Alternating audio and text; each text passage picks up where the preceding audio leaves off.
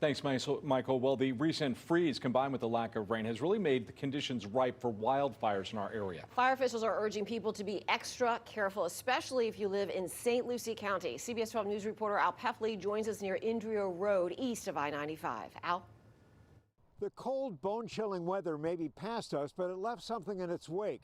Lots of brown, dead vegetation that experts say is the perfect fuel for wildfires. When we look at this is what's called frost kill. When you see this stuff, and then when you see it, it's super dry. It's just waiting to burn.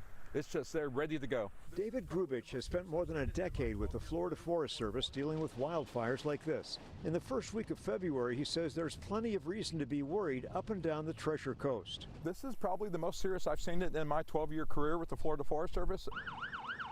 The National Weather Service issued a red flag warning for several counties Friday, including Okeechobee, St. Lucie, and Indian River counties.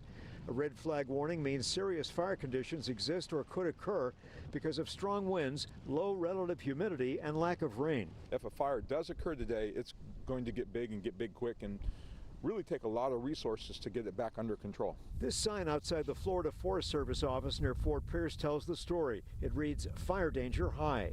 It would only take a spark to ignite a massive, fast-moving fire. It's bad. It's real bad. It's dry. It's killed everything up and down this road. I met Steve Shiver, who lives nearby and was walking his dog Grundy.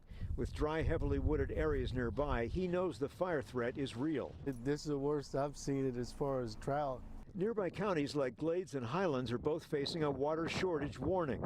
Fire officials are urging people to be smart and vigilant. We've gone a long time without rain in Florida, so it is extremely dry, and we just ask people to use common sense. This isn't the time to go burn yard debris or anything like that. Grubich says we're potentially looking at weeks of heightened wildfire risk. The dry season runs through the middle of May.